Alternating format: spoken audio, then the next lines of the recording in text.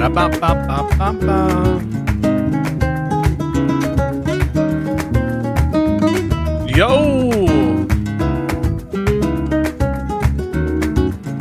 What up, party people?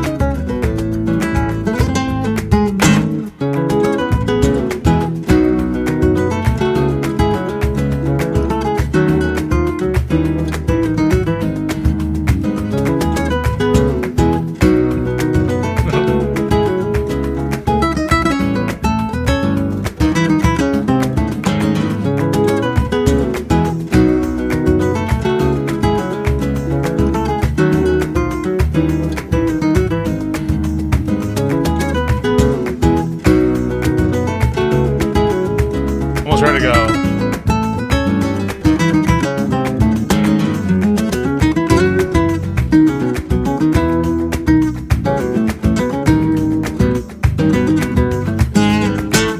What up, everybody? Hope you guys are doing well. How's the volume on my end? Is that all right? Is that doing okay? Mark Carney. Do it. Hope you guys are having a wonderful Monday.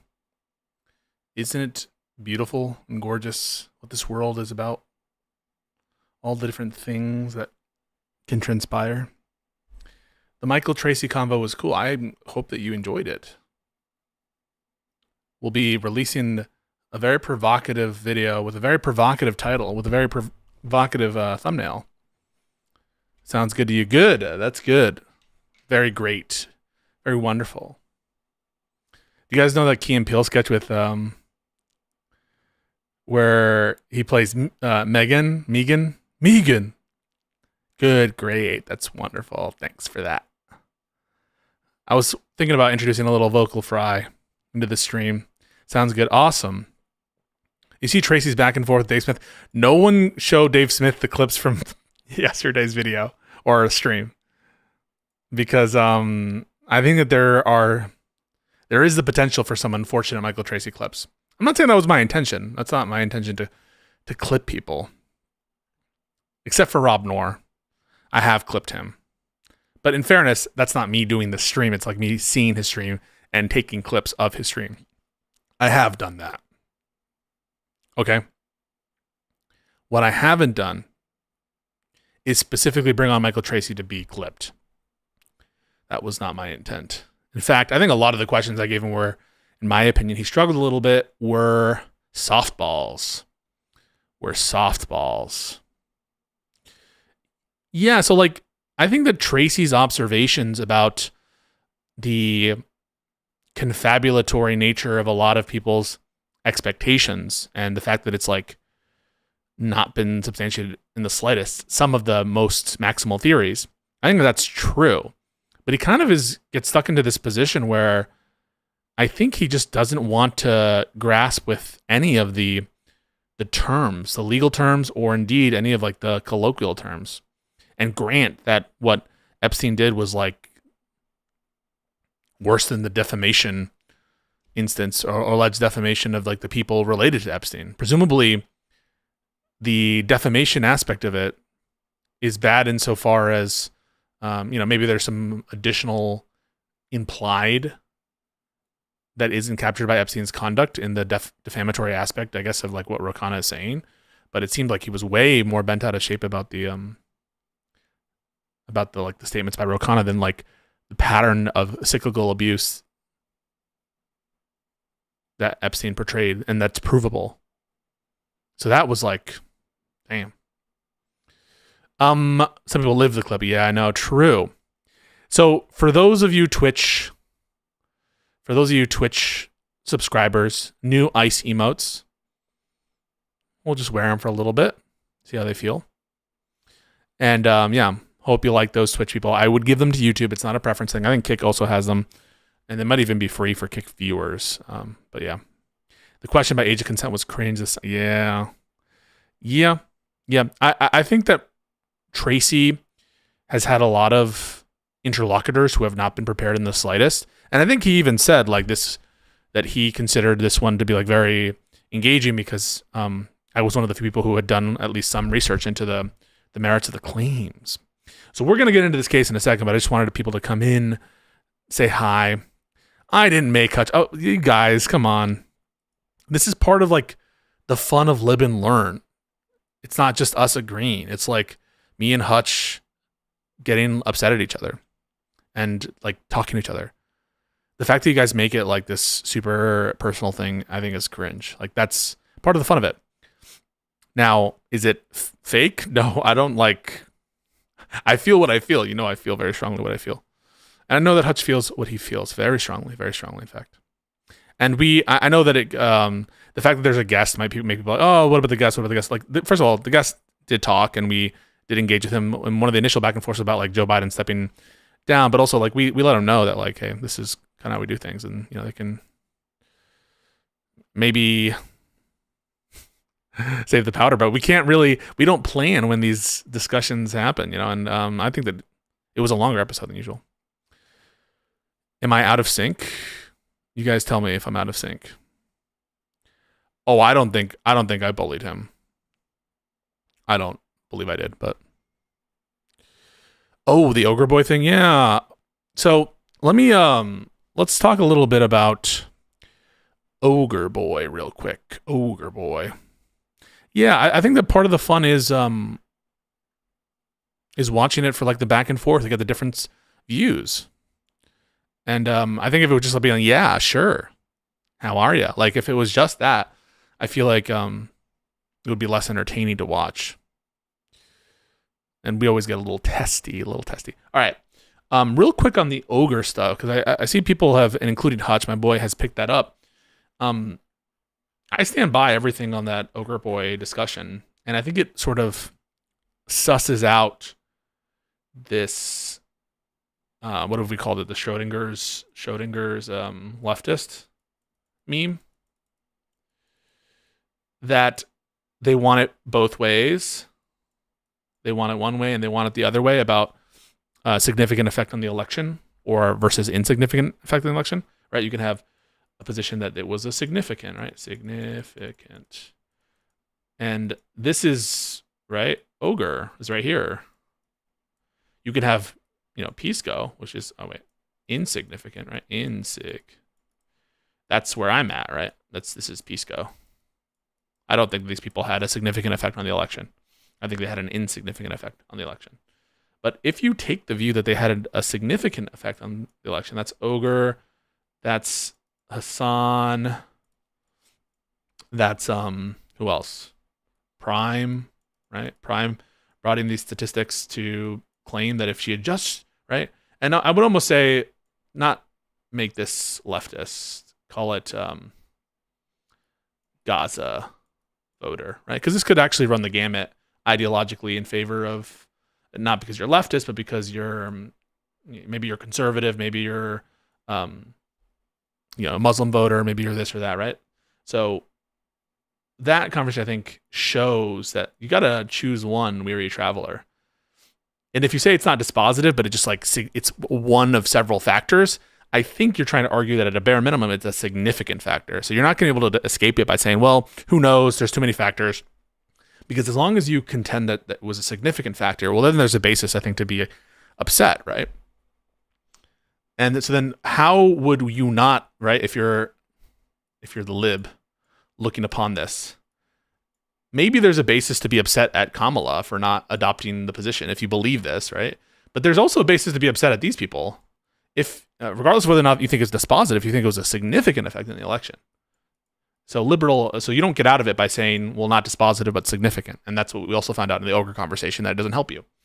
So what did ogre do? He tried to create this like bucket of voters that couldn't be described as like ideological Gaza voters of the type that he is.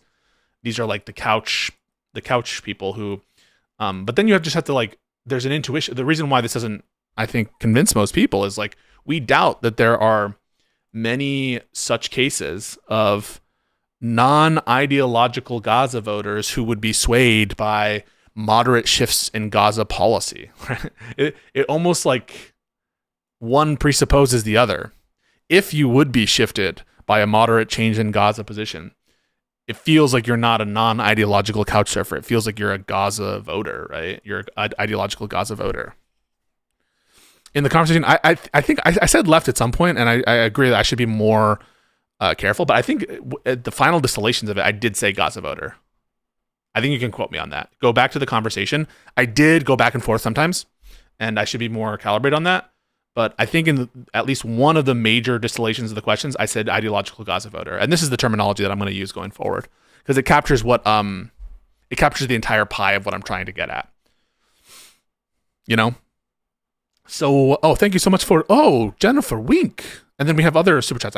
Guys, I'm going to start doing better about reading super chats because I realize that you guys are spending your money and I should read them. I can't promise that if I'm in the middle of a heated thing that I will read it, but if I'm alone like this, I think that it's a courtesy that I should read it or that I'll at least address it, unless it's like an obvious troll or something. Then maybe I'll just be like, "Thanks for the money, dude." To be honest, I felt like you were shadowboxing the AOC point about points. No, okay. I'll break down what I think about that in a second, but I will address that. Thank you for the $5. I think, am I speaking out of turn? Developments are happening, Jen. So just keep that in mind. Okay. So yeah, that's the kind of ogre conversation, and where I think if you're a leftist or ideological Gaza voter, or someone for whom this is a major issue, you should just own this, right? I think you should own it. Yeah, we did have a significant effect on the election, and if you believe that, right? Assuming you believe it, we did have a significant effect on the election, and we will again. And you better cater to us. If you don't, well, you're shit out of luck, right? If your goal is to change policy, I would almost be like, why not embrace that? The reason I think that they don't want to embrace that because then they kind of have to like stomach the ire of the masses, which include many of their audience. I think that many of their audiences do feel this way, right? So they want to live in this world of strategic ambiguity, right? Strategic ambiguity. And you want to avoid this criticism. So you say things like, but they don't make sense. They're like, well, I'm just one person. It's not like I affected whatever. No, you should own the fact that you're wielding significant leverage. And yeah, I don't know. I think that like the better answer is, I think from an empirical perspective, is there's not enough basis to think that it was a significant reason that Kamala lost. That's where I'm at. But regardless, even if it was an insignificant reason, I'm still mad at these people, right? This is, even if I were to grant that it was insignificant, even if I was proven, I can still be mad at these people. Because, of course, as I explained to Ogre, we're not just mad with respect to electoral decisions in terms of who you vote for, based on like the instrumental. Do you guys understand what I say instrumental? Let me make sure I'm not just using the word wrong. I think I'm using the word correctly.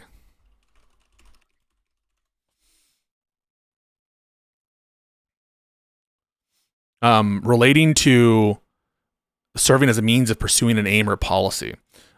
So here, I mean, by instrumental effect, the tangible effect on the election, right? The election effect. Of it like having some sort of crucial significance to the outcome, right? Something is instrumental. It's related to the outcome.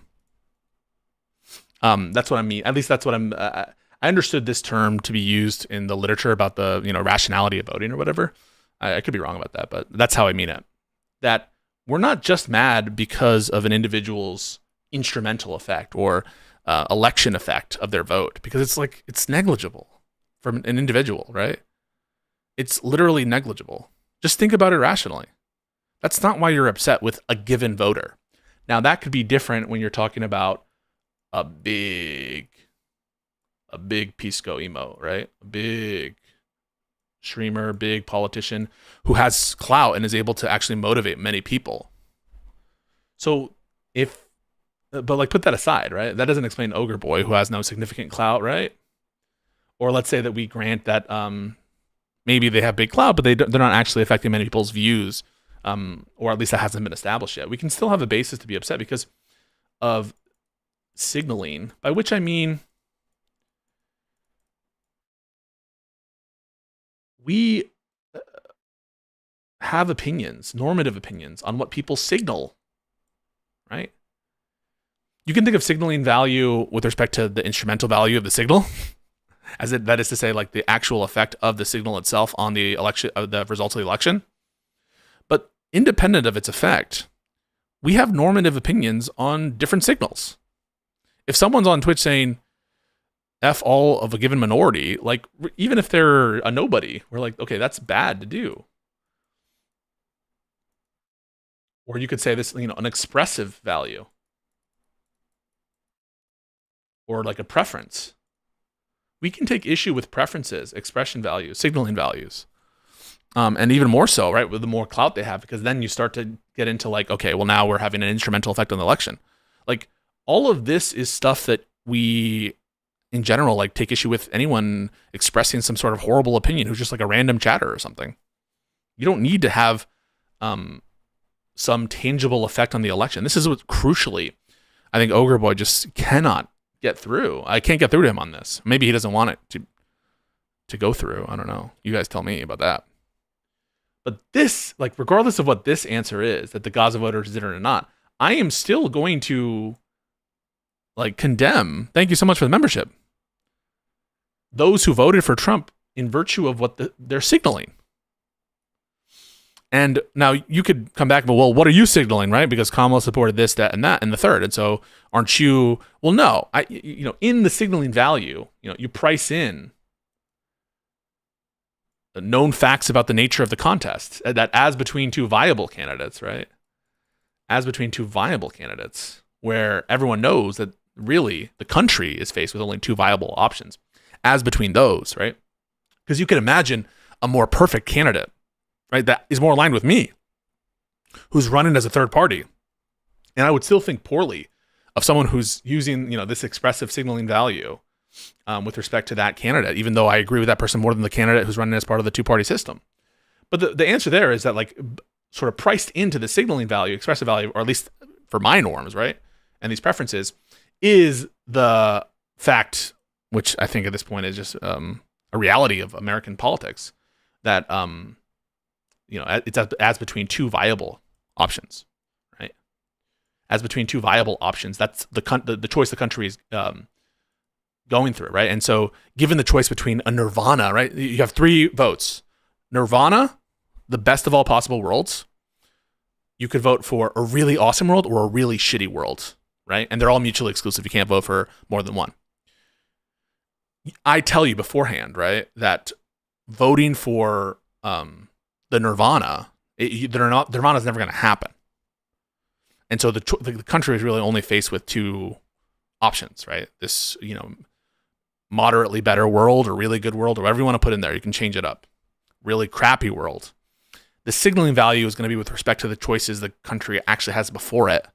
And so, yeah, okay, if you voted for nirvana, I might think differently than if you voted for the worst of all possible worlds.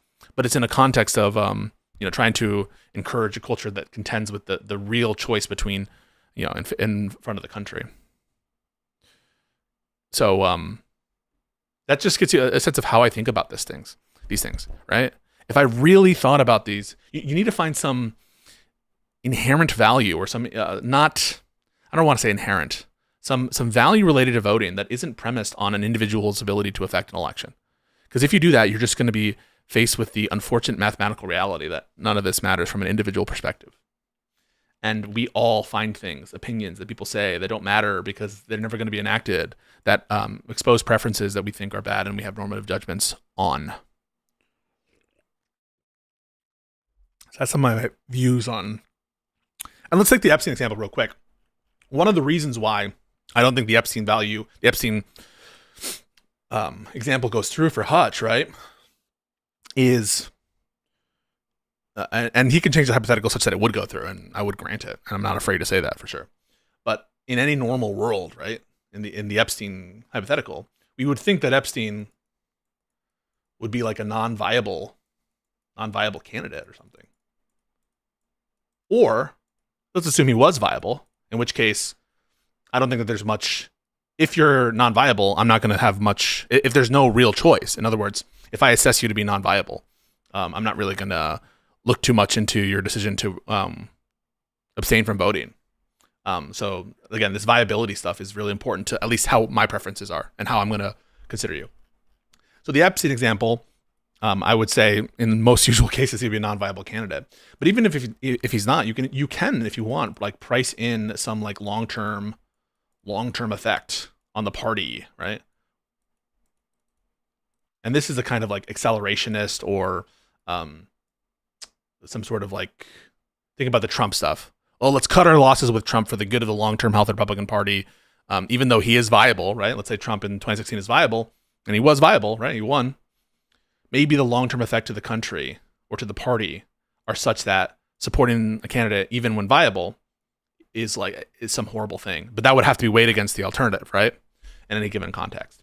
And so I think in the Epstein example, yeah, I think there would be like immediate harm to the longevity and to the competitiveness of the party if someone like Epstein were to be endorsed in that way. And so you can price in these things. And that's why I don't think the hypotheticals go through. Now, if you say, well, assume this doesn't happen and assume that he's viable, okay, granted, right? Like I want better things in general for more people. I'm not going to die on the hill of like, all right, let's say in order to stop nuclear apocalypse, Epstein must be president. And I'm like, okay, all right. Yeah, you can find some hypotheticals, but I don't think you need to like in the main line of cases grant that, right? Because usually those things, to the extent that Epstein were alive and actual candidate, he would almost certainly be non-viable, or the long-term effect would actually be palpable there. That I don't think is the case for Kamala, right? Like you can't really make a case that supporting Kamala, or not supporting Kamala, is going to like cleanse some institutional rot, some long-term institutional rot. And I don't think that anyone has made that case. If anything, I think it'll cause people to double down and have less tolerance for some of the people who are, the free riders, let's say. We'll call them the free riders. So yeah, that's my hope that makes sense to individuals about like how I view those things. Let's talk a quick before we get into this case. And don't worry, I'll get my writing out of here before we do it, about the Lib and Learn stuff. Starting with, let's start sequentially. I should like prepare a place here. Let's start first with the Biden convo. Then we'll do Epstein versus Hassan.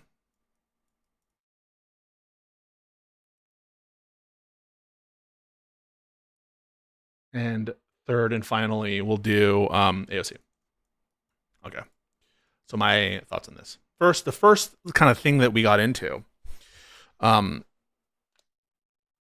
this is how I would treat, in my opinion, anybody who I respected in terms of their ideas and their ability to navigate conversations, just so you know.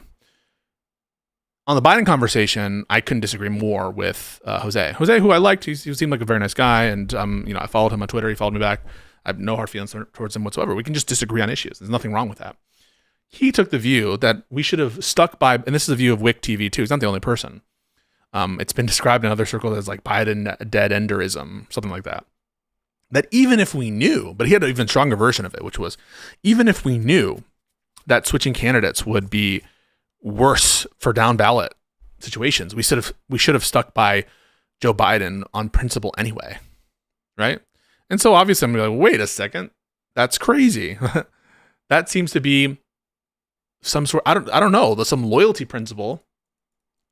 I respect that principle less than this, like the kind of anti-genocide principle.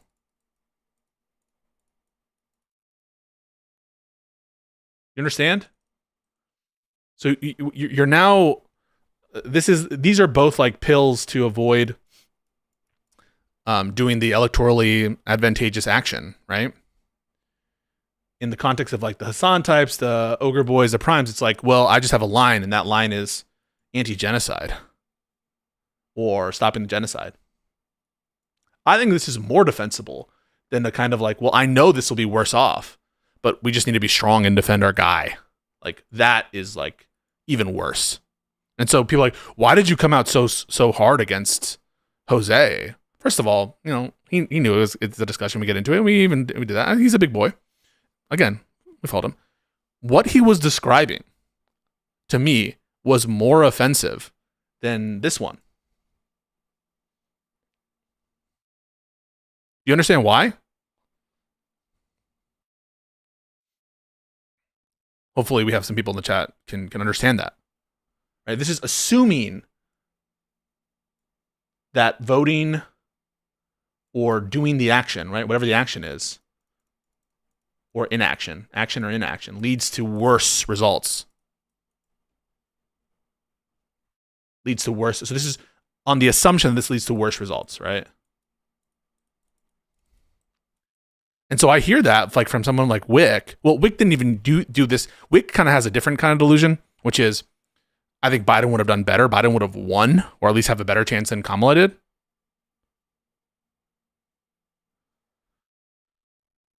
But this is even worse. So like when I hear that, it like I'm not like offended in the sense of like, oh my God, I can't say, but like this is a more shocking principle to me and more against the coreness of who I am than even the Hassan Ogre Boy principle, right?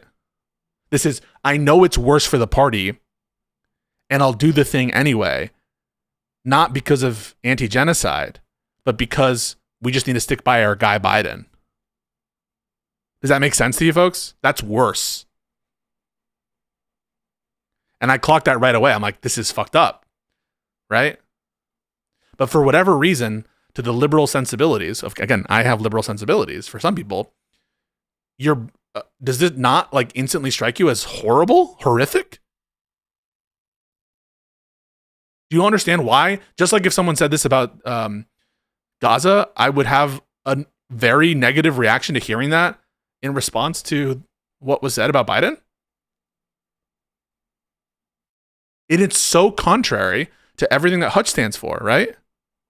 Even when it makes the party opportunities worse. So people are like, how could you come out swinging against Jose? Like, it would be as like, you would never say that if a lefty came on and started talking about, well, I just have a line, and that line is, I don't care what the results are. If it worsens for Democrats down the line, we just need to stick by our principle on genocide. Everyone would be like, oh my God, how could you say that? This is a worse version of that. Do you understand?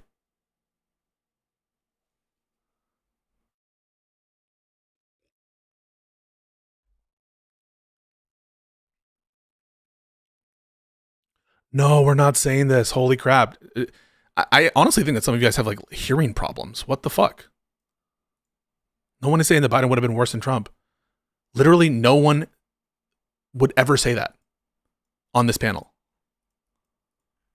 It's actually, and that's why I resent after a while, and I resented it when Michael Tracy did it too, when we just keep repeating things we already know, and we do this like loop on like, but Biden would be better than Trump, but Biden would be better. Like, yeah, that's, all of that is like pre-baked. And so when people repeat it, it's like, oh my God.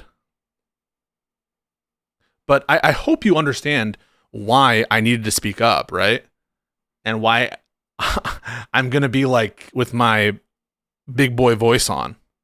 Because this is something I view as worse, right? It's a worse principle than the anti-genocide, anti-whatever principle. The whatever the again, this is all assuming worse electoral results for the action or inaction, right? That's all baked in. So you don't have to say it's the same, because at least in the Biden case, it's all the same thing, right? We're assuming the worst electoral results, okay? So I hear that and I'm hostile to it. It's worse than the genocide dead-ending principle, right? Where it's like, I don't care if it has no effect on the genocide. I don't care if it makes the Democrats worse off. I'm going to still take this action or inaction. This is saying the same thing, but because of loyalty to Biden, right? And so in the context of doing that, right, of course I'm going to dispute this, just as I would someone who made the same point, but with respect to Gaza. Of course I would. And everyone would understand, if there was a lefty saying it, why I would do that.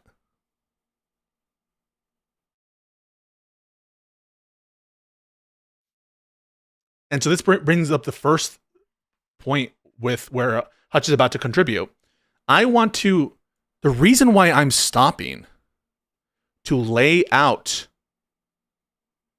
and say, just to be clear to the audience what is being said, it's X, Y. The reason I'm laying that out is actually to emphasize for the audience how bad this is. and Hutch doesn't want to let me get it out. Explain that. I want to get it out to say, this is horrible, actually. And to remind people, hey, this is against our principles. And doesn't want to let me get it out. All right. No, I heard. I want to get it out because I want to state it so the audience understands this is its own form of badness. And the hesitancy, and we'll get to hesitancy in a second, the hesitancy to let me lay it out in those terms, right? The terms are the following. He said even if he knew the results down ballot would be worse, he would still say stick with Biden. The reason why, because then you'll understand the danger of what's being suggested. And then maybe the response would be more strong.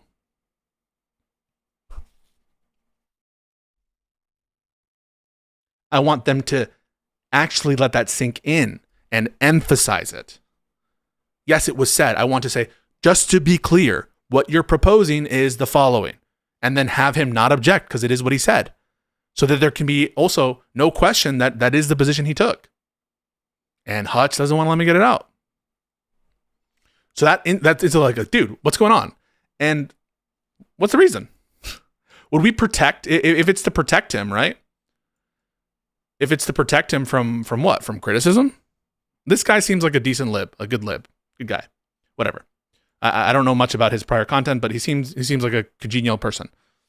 He can defend himself, and you wouldn't give this kind of protection to someone espousing the anti-genocide principle. If there's some other reason why you wanted to cut me off, because I'm just exhausted to hear it. I've already heard it. So dude,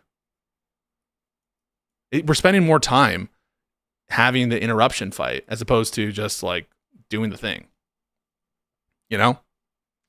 So that's one where I'm like, okay, I'm sensing there's some hesitancy to fully extrapolate our principle here. So you might not have known why these things are related, but they are related. These conversations are related. Less than 10% of the bills make it to committee, so I did not like that jab at AOC by Jose. Also, despite what he claims, we'll get to AOC. I totally agree with this as well. And also, Akila said last year you said you weren't worried about Trump achieving total power becoming dictator because you said he was moving too slowly. Where do you say, less worried? I obviously still think it's a significant threat Trump holds, but I think that we're gonna win. I do think that. I would tell you if I felt otherwise, but I do feel white pilled and enthusiastic, and I would tell you if I felt differently. I really would.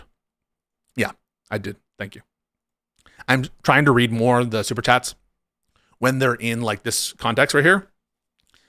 Make sure I read them all because I realize I haven't been great about that in the past. It's just tough when there's like a debate going on. But yeah. Okay. These are related, this conversation, because it's showing me like a little hesitancy on this principle. The principle espoused is this one about harm reduction related to voting for Democrats. Vote blue no matter who, right? That's that the worst of all possible worlds, or something approaching some of the worst people who could be in charge right now realistically, are people like Trump, right?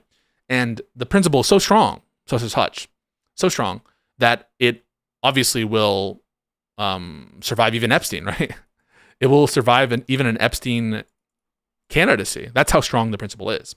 And so when I hear if it's going to survive Epstein, surely it will survive mere loyalty to Biden as a person because he's just such a swell guy and he deserves it, right? If it's strong enough of a principle to defend an Epstein candidacy, surely it should defeat this loyalty principle. You get me?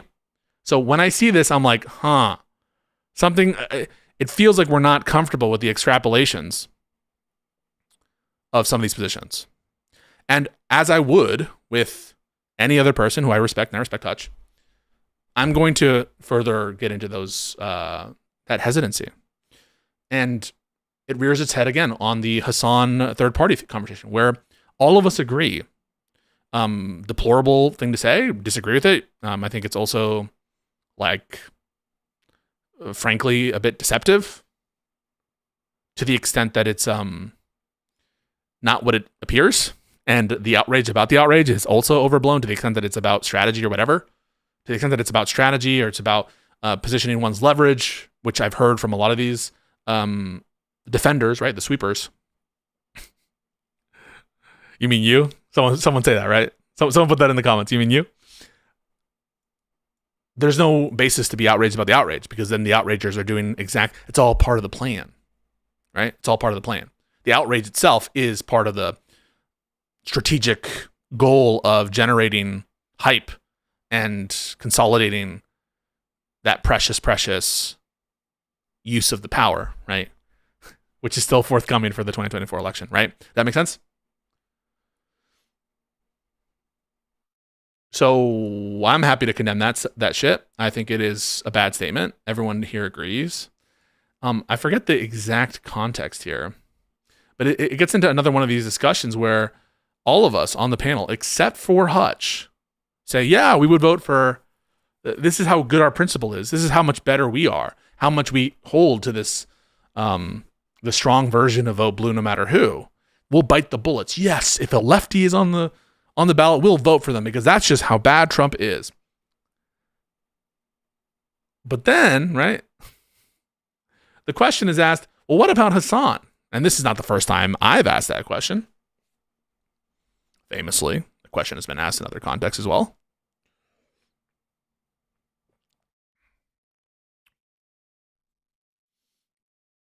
And the question is not answered. The question goes, I would shoot myself in the head before that. How is that different than Hassan's dodge? If, to the extent that he's, well, third party, I would have to vote for, I would have to do something else. It's a dodge. It's a dodge. So on the ground of dodging, right? On the ground of dodging,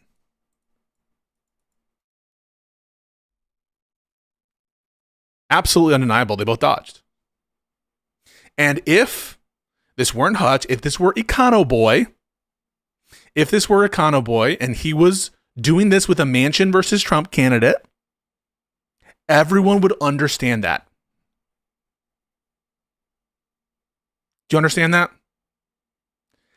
If this were Econo Boy, and it was this bullshit on some like Glusenkamp Perez, some kind of like Manchin-y candidate, everyone would understand how much of a dodge it was. 100%. And here's the thing, right? They're like, oh, the hypothetical is so unrealistical. My brother Hutch, my guy Hutch, he did the Epstein one, right? Here's a problem with the it's not realistic approach. You granted it for Epstein. So have you guys heard of the transitive property? Who knows what the transitive, I'll read a definition.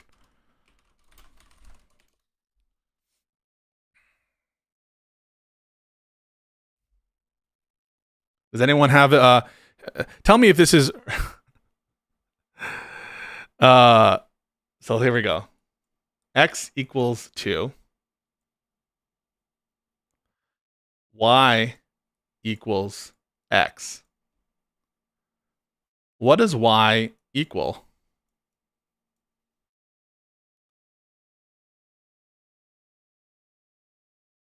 2. Let's put it another way. If we'll call this H. Actually, we'll start with E. E is greater than T. And here we have H. What would we say? Equal to T? He said he would shoot himself, right? Equal to T? So I'm going to take that as indifferent. Therefore, E greater than H. Does that make sense?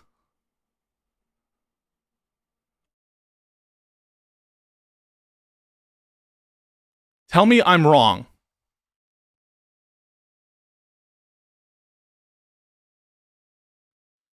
If Epstein is better than Trump, such that you would vote for him, and you're indifferent, such that you would shoot yourself between Hassan and Trump, therefore Epstein is preferable to Hassan.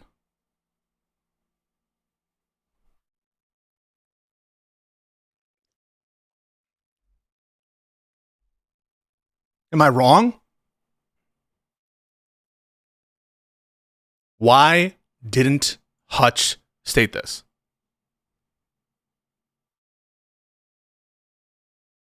All right.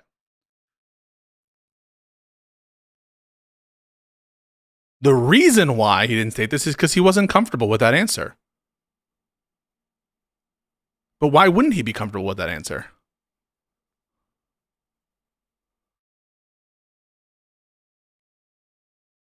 Either because the answer is untrue,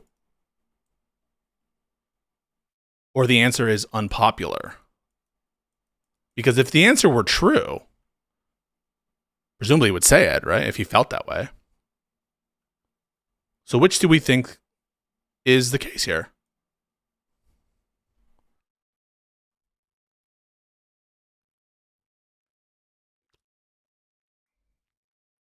And then we had the whole, well, don't you know Hassan equals Stalin?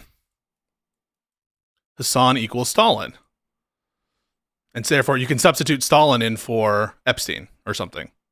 That doesn't really help you, though, because it doesn't change that you didn't answer this question. But even putting that aside, like USA, Stalin, World War II, which I believe he granted near the end with Josiah, right? Josiah's, poking the bear, the proverbial bear. But never said this version of it. Yes, I would take Hassan over Epstein.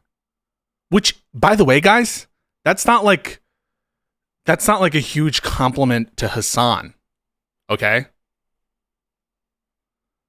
I would prefer Hassan to Jeffrey Epstein.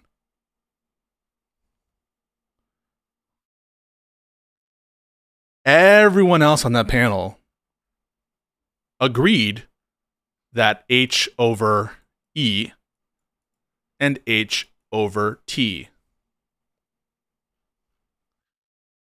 So I asked, and I'll ask my brother Hutch, which of these is the case? Why do you hesitate to say that Epstein would be preferable to Hassan? Is it because you feel that that statement is untrue? That Hassan would be preferable to Epstein? And if he's preferable to Epstein, he's preferable to Trump? Or do you know that it is, in fact, sorry, I'm saying it backwards. Sorry, I'm going to say it one more time. Are you refraining from saying that Epstein is preferable to Hutch because you know that Hassan is preferable to Epstein? In which case, why not say the thing that's true? Or is it, in fact, the case that you hesitate because notwithstanding its truth or falsity, it would be unpopular to say Hassan is preferable to Epstein?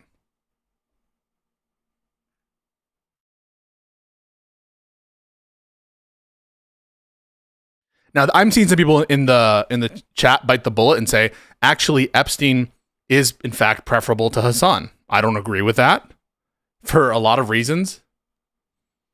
Just think internally in the Democratic Party, but even just putting that aside, just put that aside for a moment. If that's the case, why didn't Hutch bite the bullet? And then we have the uninteresting hypothetical. And this it sounds like Hassan fans, doesn't it? Uninteresting hypothetical. Who cares? It's so far out. Who cares about these hypotheticals? And you're no better on that ground if that's your response.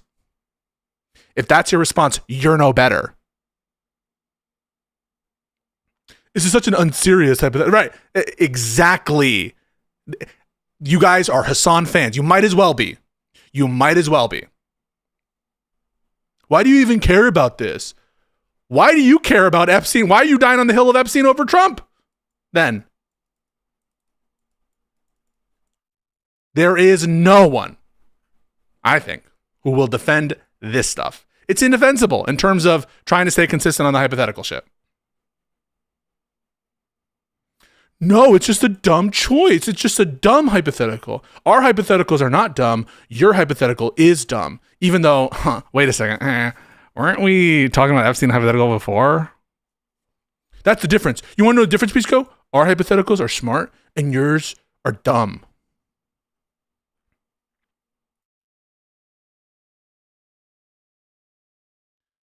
The reason you don't want to answer it is it crushes the argument. That's why. Because it crushes.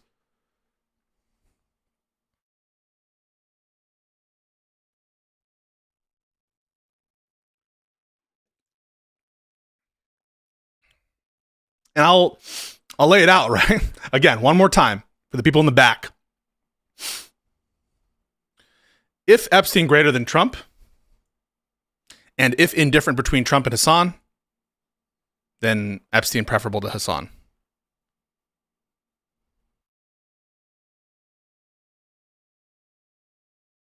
Right?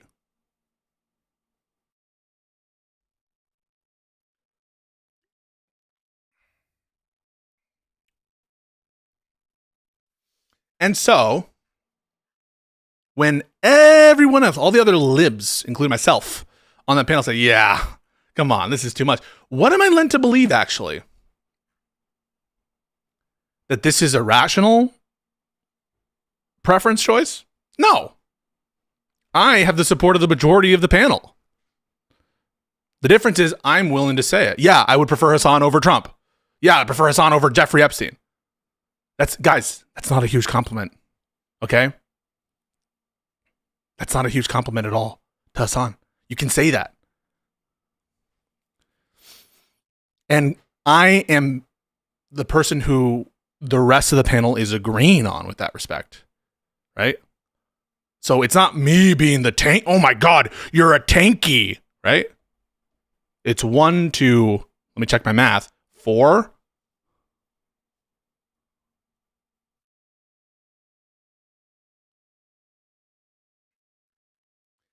And so we go back to our list of questions. Oh, where was it?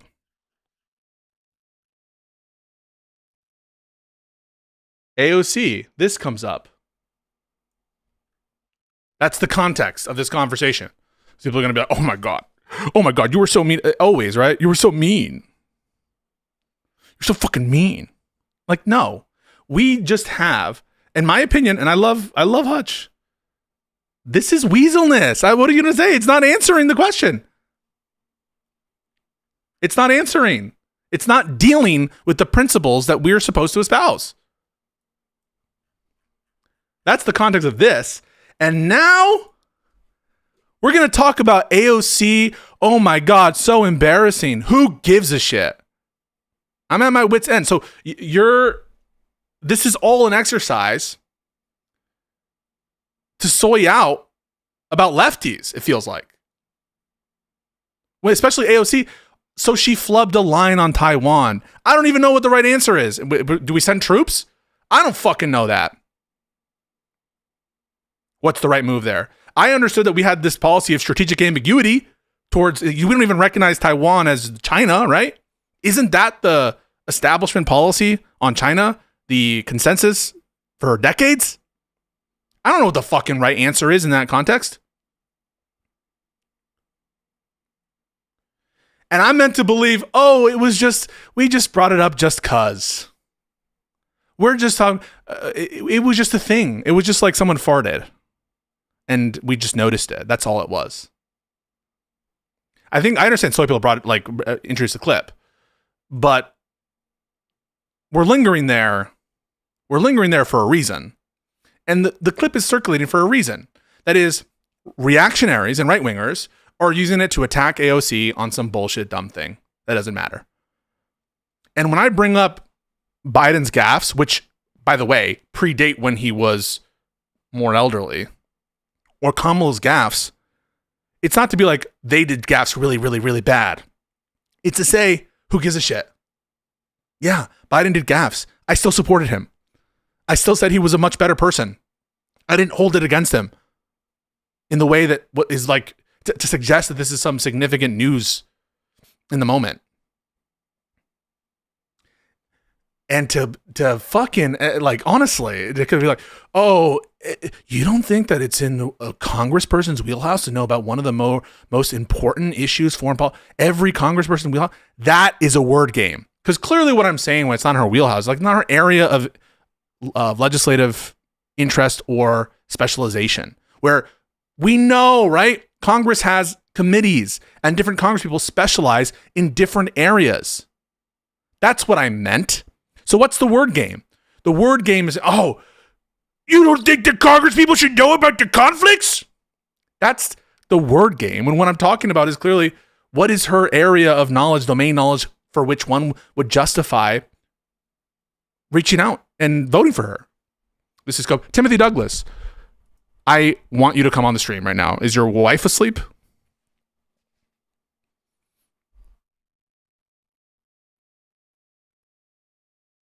And we're pretending that this is like anything and feeding into right-wing narratives. Imagine if this were done, by the way. Imagine if we were doing this kind of shit for a candidate which we all respected. I do respect the OC, but which more centrists respected. Oh my God, and up go the pitchforks. Holy shit. He's just hating on Dems just to hate on Dems. He wants to see the Dems fail. He loves to watch Dems fail. It's a double standard, 100%, 100%, 100% double standard, no doubt about it. And this whole, I wasn't even saying anything. Fine, you're right. You're right. I don't respect that. I love Hutch, but that tactic, ugh. So it all relates, right? And the relation is the following. Rules for thee, not for thee. All of a sudden, this vote blue no matter who, we're not going to be as mad about vote blue no matter who if it's a Biden dead ender with respect to maximizing electoral success. Harm reduction. I guess in that context, we would be voted for Biden, but you know what I mean. That harm reduction in terms of getting out of the race versus not when we know the consequences. All of a sudden, oh, I understand where you're coming from. And it's a lot more understanding for a worse principle. For Epstein Hassan, oh, all of a sudden, seems like we're not willing to bite the bullet just like Hassan was. And now we're spending time like shitting on someone for nothing, for a flub that, and trying to make a meal out of it where it's not important at all. So that's the context of it. And I think it all relates. It's all related.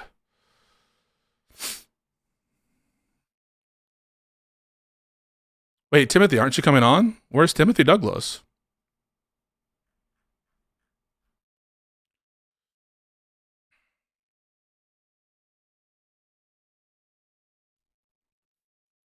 Timothy, did it make too much sense?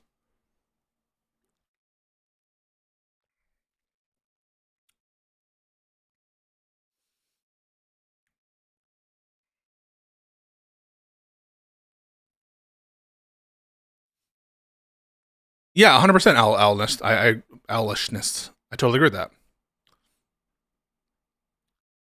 Like, yeah, she's nervous about speaking out of turn on this issue. And she made a mistake. I don't think it's a big deal. Let's move on.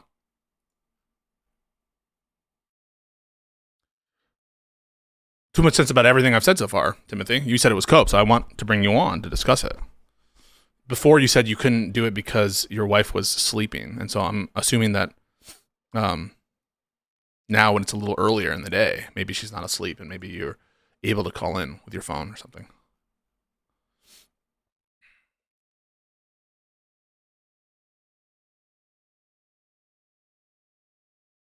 Yeah, I know. So I said Soy Pill brought up the clip. But the way it's like, wait, you don't think it matters that, that kind of shit. No, of course it's not a big deal.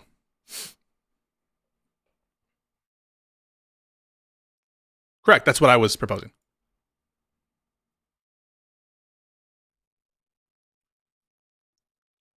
But I just want Timothy Douglas, just to be clear, is your wife asleep and are you able to call in? That's what I want to know.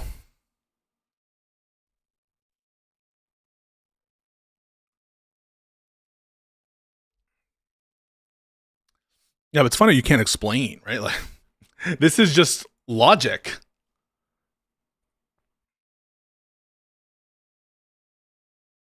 What I just said here about the Hassan Epstein thing, like, this is just, how do you even deny this?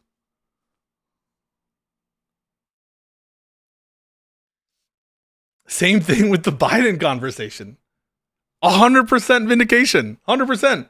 This is worse, right? People are like, yeah, I would have said Biden stay in the race even if I knew it would be worse for Democrats. What the fuck? Did my ears just hear that? Surely you cannot be serious about that. Wait, this really matters. Yeah, what you were looking for, right, is the following. This is all. No one would be talking about this if AOC had said, "Listen, I would react very strongly. I would react so strongly."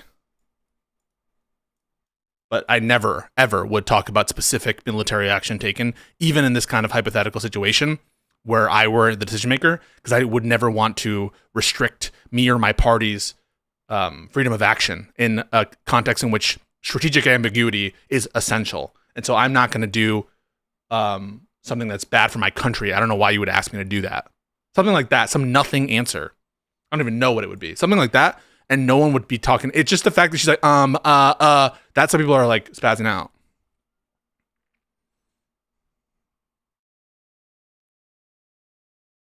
Maybe trying to get vote how to say yes, I'd vote for Epstein for the lulz is a bad look. You fucking idiot. Just so you are aware, this is how stupid and low IQ this guy is. This guy's always in my comments crying. Oh my God, you're so mean. This is how low IQ the guy is. So first of all, no one tried to get Hutch to say I would vote for Epstein.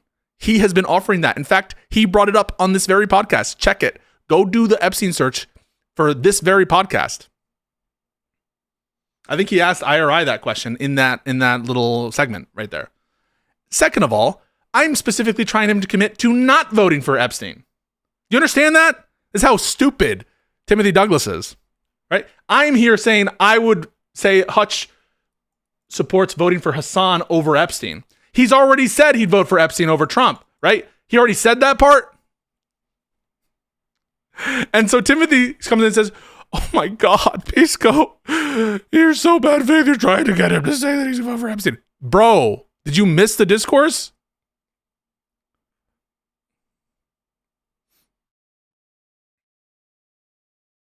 I'm not trying to get him to say I'd vote for Epstein. He's the one who said that. If you say people hate communism and the idea of voting for one, oh, that's bad faith. Oh, it's bad faith. So, and now here is the double standard. And here's where I will stand with the leftists. Ready? Timothy Douglas says it's unfair to push this hypothetical for communism because you know people don't like endorsing communism. But the Gavin Newsom hypothetical, that one's so fair. It's so fair to do that one. Well, it's different. Don't you see it's different? Well, how is it different? Well, Gavin Newsom is good and communism is bad. And so hypotheticals about preferences where my pre-baked, assumption is good versus bad, even though the hypothetical is meant to suss out what we think is good or bad, dipshit, right? That's the whole point of these hypotheticals.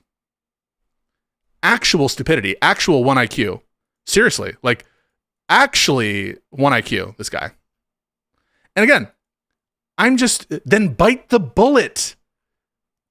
Then bite the bullet and say, I don't know who I would vote as between Epstein and Hassan. But unfortunately, if he says that, then you have the transitive property, you have math, right? If you don't know who you would vote for as between Epstein and Hassan, and if you don't know who you would vote for as between Hassan and Trump, you have a problem.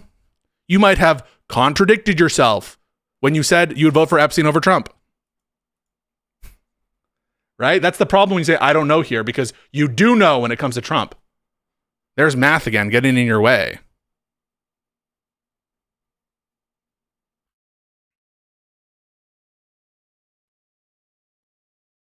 It actually shocks me. And this is going to, by the way, this is going to be characterized by bad faith actors.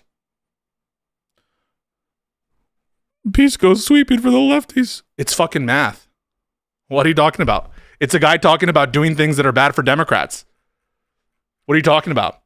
It's shitting on AOC, a Democrat who we love, or we at least like and respect, over bullshit. What are you talking about? It's actually the most insane fucking bullshit.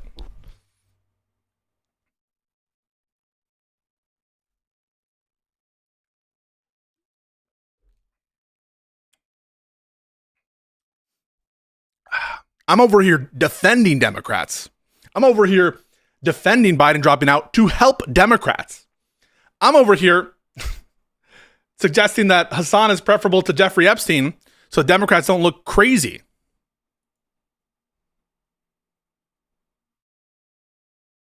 Over bullshit. That said, These are debates, man. These are just debates. These are just debates. Anyway, we should get to the legal stuff. Oh my God. What a great... Oh, Drew Pavlu said he got deported. Did you guys see this? I don't actually know if he was deported. He might have just been denied admission. Maybe he was subject to... Maybe he got an I-860 or something. I think that's the form. Or maybe he was just told to go back and... maybe he wasn't... Maybe he just like agreed to leave because he wasn't supposed to be here.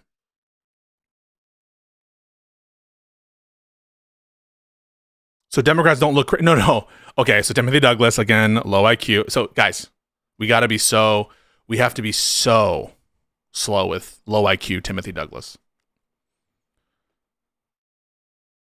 What makes you look crazy to normal people is saying that you might prefer Epstein over Hassan Piker. Jeffrey Epstein. You know, at the time where like all Democrats and there's a bipartisan consensus that this is like the worst guy ever, it actually makes you look bad to say that. Right? Deported from the United States / denied entry.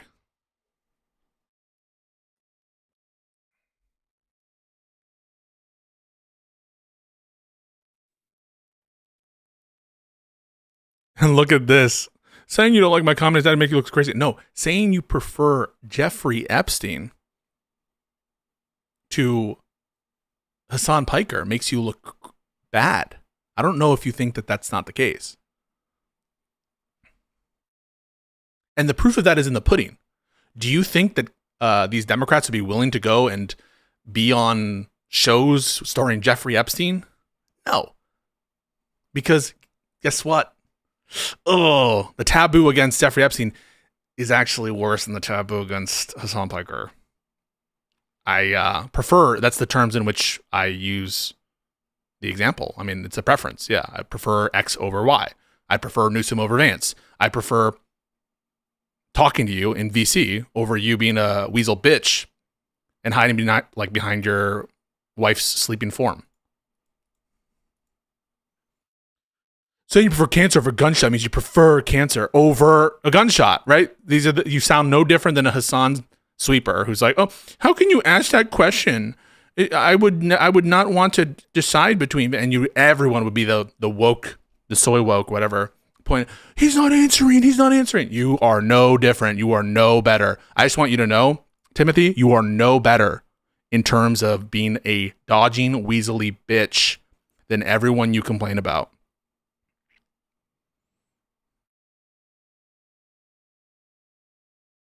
It's wild. Name one thing that's bad faith that I've said. Timothy, get into VC. Name one bad thing. You sound no different. Exactly, 100%.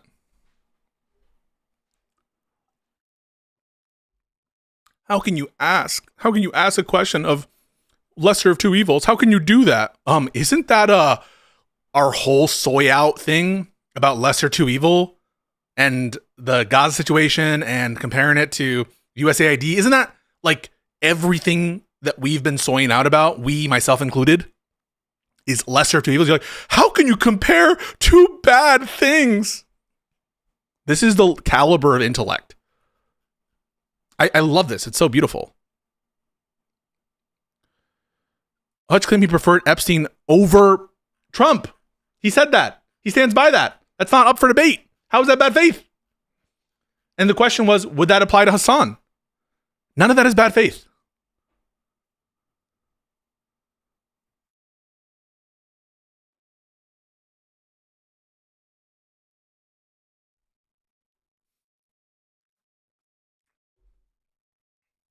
This is like the ogre boy of the libs, by the way. Timothy Douglas you should think of Timothy Douglas in this context. Not that ogre boy isn't funny sometimes and Timothy Douglas isn't funny sometimes and they have their own use, but in the context of being complete bad faith hacks on specific discrete points, you should think of Timothy Douglas in that way. utterly unwilling to engage, totally debunked every step of the way, 100%.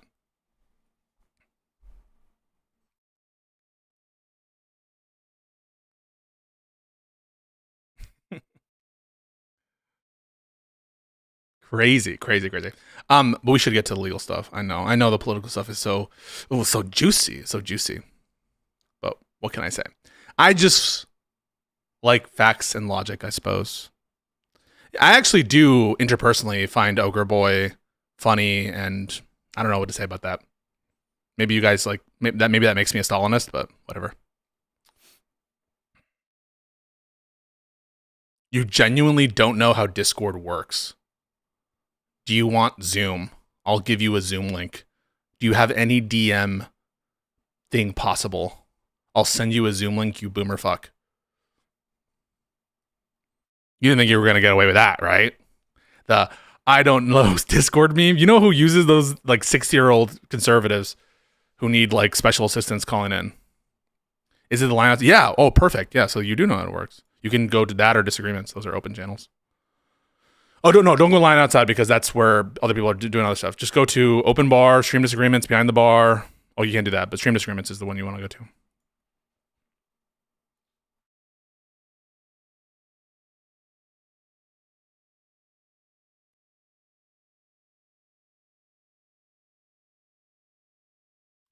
Wherever you can. I mean, I'll just see you and I'll just drag you in. How was I being bad faith towards Hutch in 1 and 3? Explain how. Explain how. It's easy to say I'm being bad faith. It's harder to explain how. And don't say it because I used a daddy voice or something.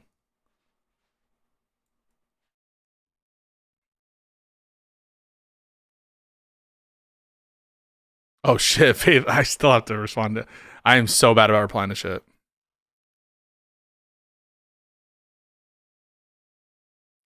Are you Bloodbath McGrath, Timothy?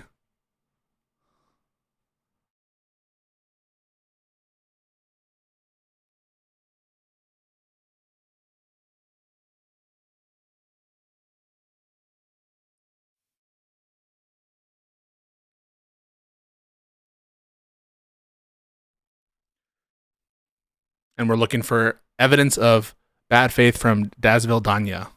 So if Dasville Danya produces any single example of bad faith on points 1 and 3, please produce it.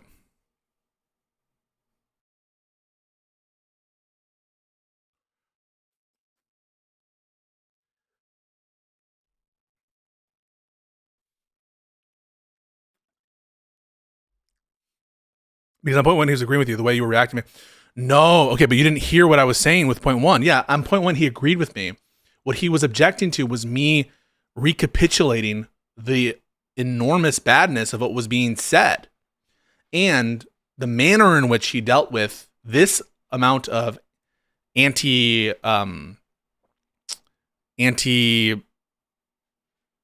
mitigation of harm rationale with respect to the just be loyal bro dead ender policy. That was I think a difference in scale between the Gaza voter and the Biden don't drop out stan. So my criticism isn't that he had a difference of opinion. It's that he didn't let me finish so that the audience could understand just how radical what was being proposed was and how much he was objecting to it, which was, people make this critique of me, right? You're so polite to the lefties. Well, that can be levied easily back. And I think that I'm polite when the moment calls for it. Okay, you're in disagreements. Are you Bloodbath McGree? Bloodbath McGrath. Just tell me yes if you're Bloodbath McGrath. He's Bloodbath. Okay, cool. Got it.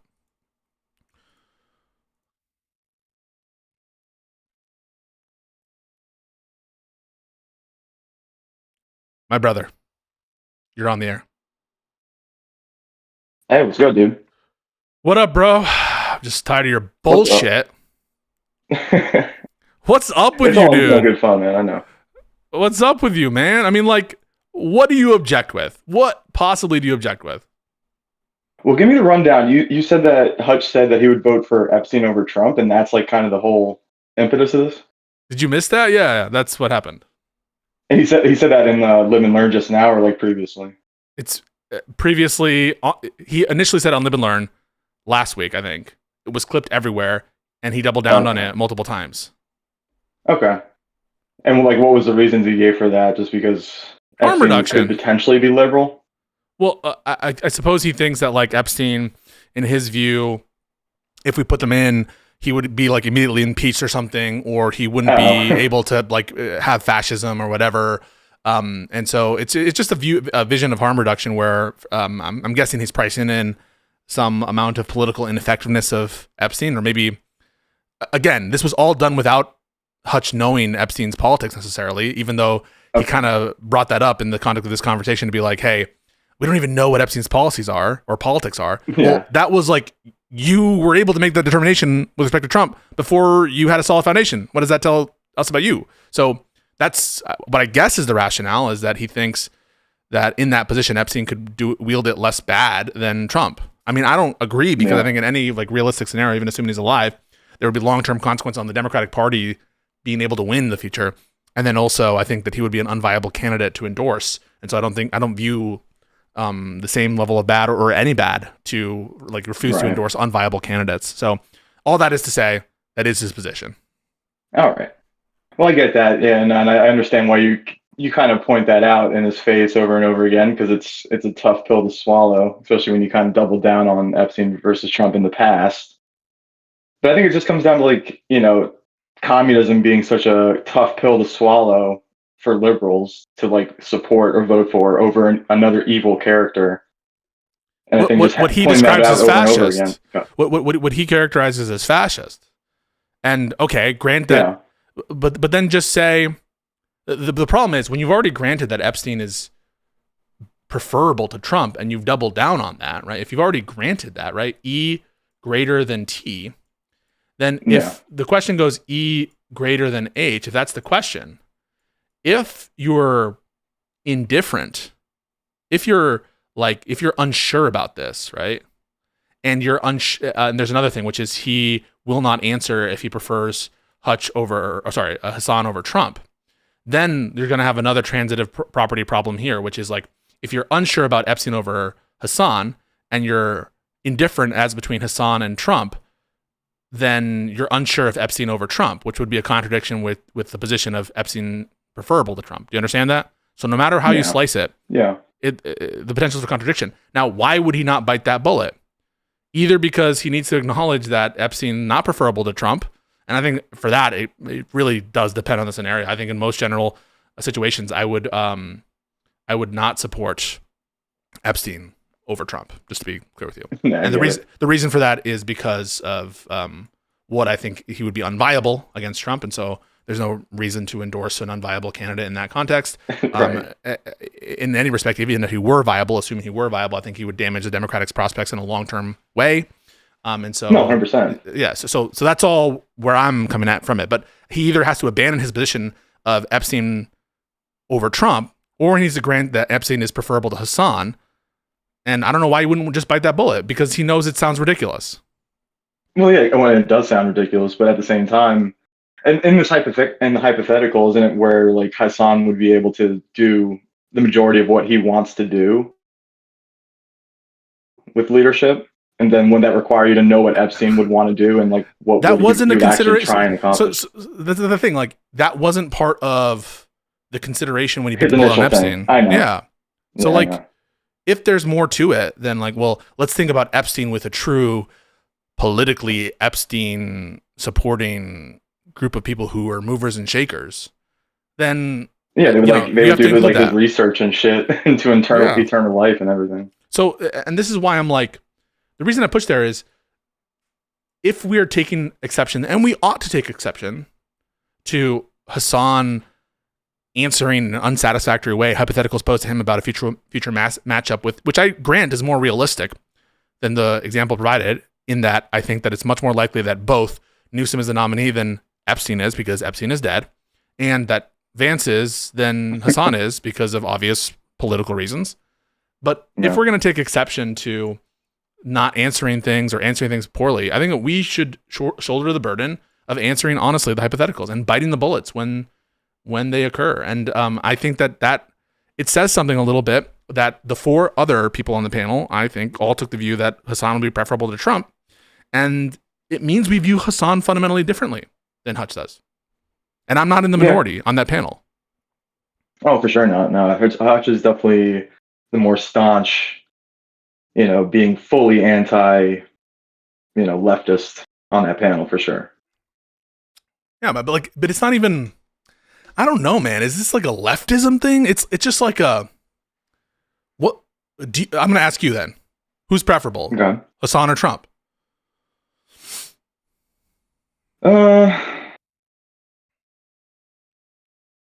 Probably. I don't know. It's a tough call. With Hassan, if the Democrat Party had like decent restraints, if Hassan had the type of cult following that Trump had, then the hypothetical becomes even harder.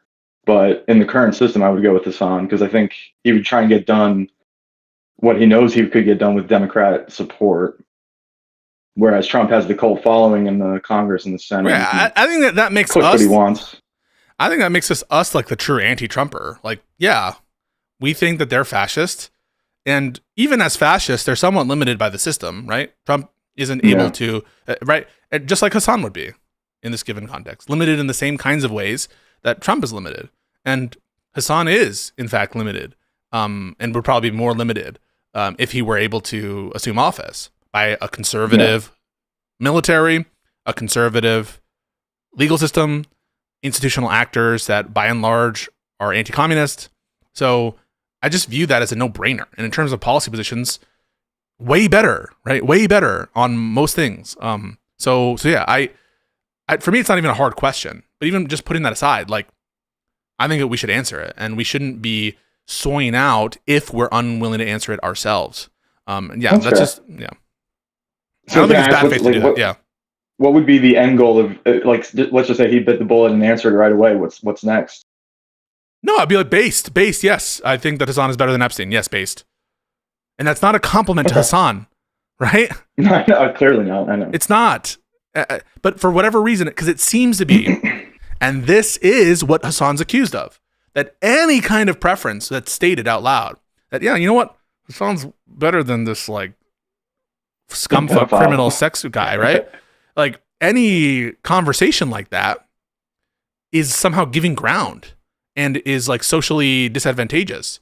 It kind of reminds me a little bit about this settler baby dialogue where, Hassan's unwilling in the moment to condemn his friends for saying the horrific shit, right? Unwilling in that moment.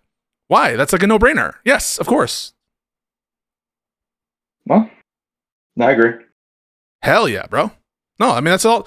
But how this will be painted, in my opinion, is sweeping for tankies.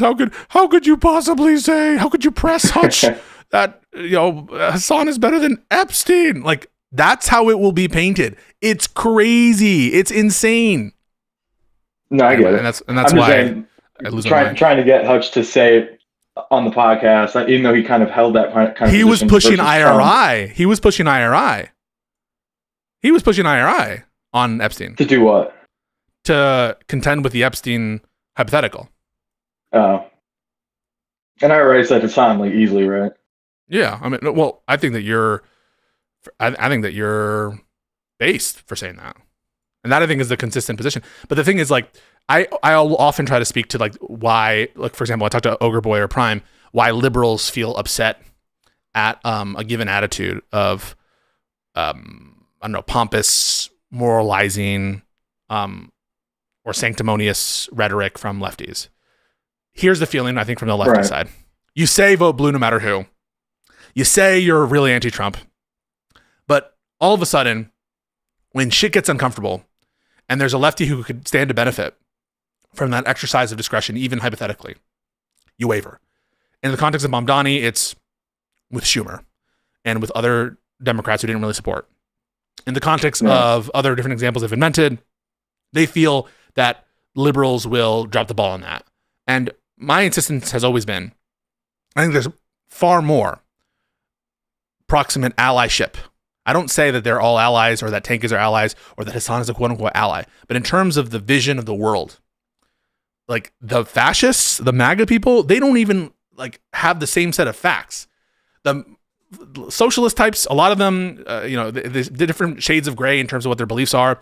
A lot of them support like debunked systems, I think, that don't work, that have failed and shit. But in general, like I can talk to them in a way that is grounded in the same set of facts for a lot of shit, not for some stuff, but for a lot of stuff. And yeah, I think it's just like a difference of opinion perhaps in where the closer adjacent spheres are. And again, I think there's much more gradation in the socialist side of things than in the MAGA side, which seems more uniform in support of Trump. But yeah, that's just my view. Well, I know a lot of the animosity from me personally comes back. Like I have PTSD from 2016. I remember arguing like adamantly with people on the left back then who were downplaying the severity of that election in terms of like the Supreme Court in specifics. Yeah. No, I remember that. And ever since then, I've kind of like lost hope.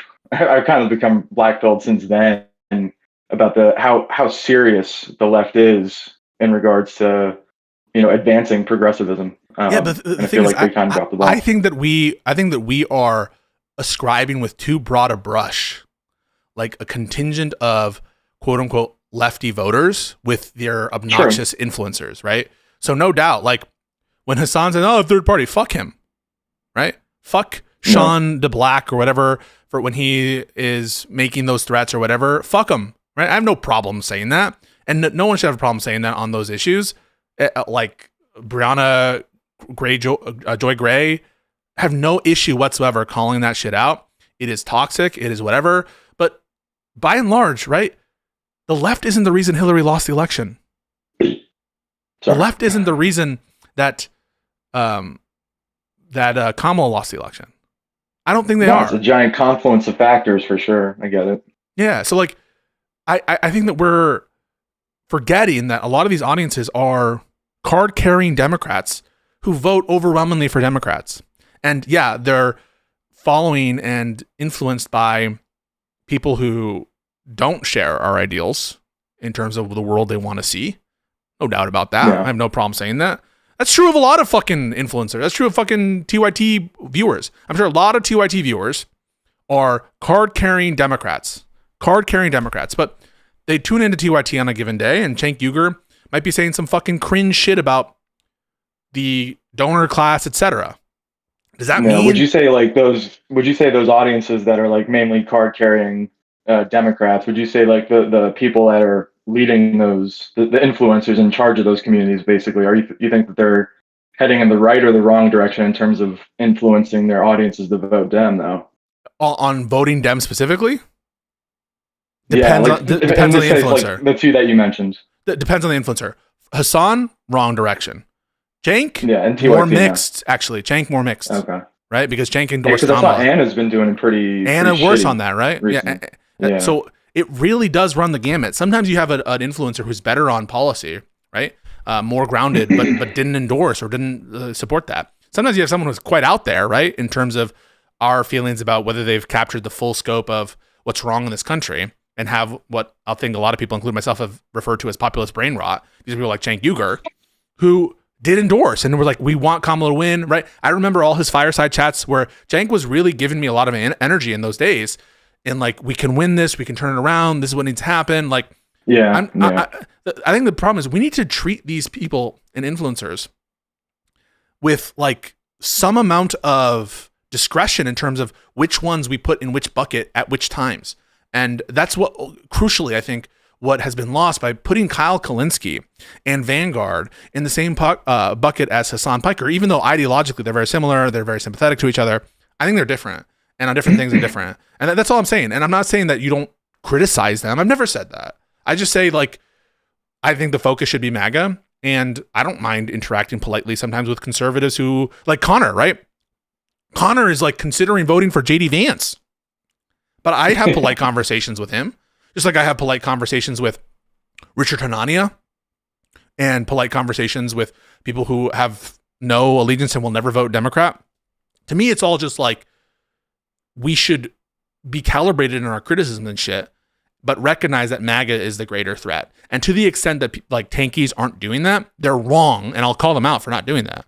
But in that sense, I don't know what I'm doing wrong or what people perceive I'm doing wrong with respect to that, because I feel like I do call it out. Yeah, like the only comment I would have is like that even though Kyle like does pretty well with that, I think every instance that he does the unipartyism, where he kind of implies that Democrats are kind of just, and he says Republican light and all that stuff. I think it depresses audience. And like you said, they're heading in the wrong direction where they're kind of doing that more often, especially now the Democrats aren't in power. They might seem even more feckless than usual. And, that's not great going into midterms. That's all. I'm sure that's like part of Hutch's point as well. He might be a little bit more sensationalist with the rhetoric. I happen to like agree that that their statements on electionism and voting, at least for some of these people, not all of them, is in the wrong direction. I wouldn't grant, though, therefore, overall, they're bad for Democrats. I don't know about that. I think even having bad people... It's really the only thing time is going to tell. Only time can tell. You know what I mean? Perhaps. Time will out that truth. So would you rather have a world with Hassan or without Hassan? I don't know. I've heard Hutch say that, where he thinks if Hutch and Kyle Kulinski just stopped producing content, would the Democrats gain or lose from that? And it's like unclear to me. It's like impossible. It's not clear, right. But in terms of the effect on electoral outcomes, it's not clear to me that Democrats would be better off in that situation. Perhaps it is. I'm willing to entertain that argument. It's impossible to know. But I think it's an argument that needs to happen. And regardless of whether that's true, you can still critique Hassan. I mean, there's nothing stopping you from critiquing Hassan. You don't have to be committed to, well, I will only critique Hassan if I know that he's bad for Democrats or something like that. You can take the view that he overall, maybe he'll, the fact that he's covering so much negativity on Trump shit, that it's a net positive. I'm not sure about that. I really genuinely don't know. But I do think it's something that Democratic leaders should take advantage of. Just like they should take advantage of all of these platforms, in my opinion. They should take advantage of those. And the same is true of like going on conservative platforms. I have no problem with them doing that. And I feel like there's this constant white line about Hassan, and it's getting fucking boring. And it's getting fucking annoying that it's I'm going to be honest, right? Lib and Learn I love it. I love the debates. I love the discussion. I love all that stuff. It's a little bit of sometimes a Hassan snark performance thing. Do you disagree with that? Well, I happen to agree that Hassan needs to be snarked, taken down a peg at every opportunity. So when he just says something, hang on, my mic on its face, stupid. Yeah, I think I'm losing you as well.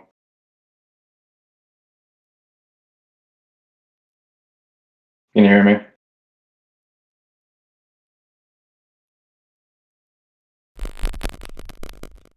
I might have lost you. Testing 1, 2, 3. I hear you a little bit. How about now? Is that any better? I hear you. Okay, yeah. Cool.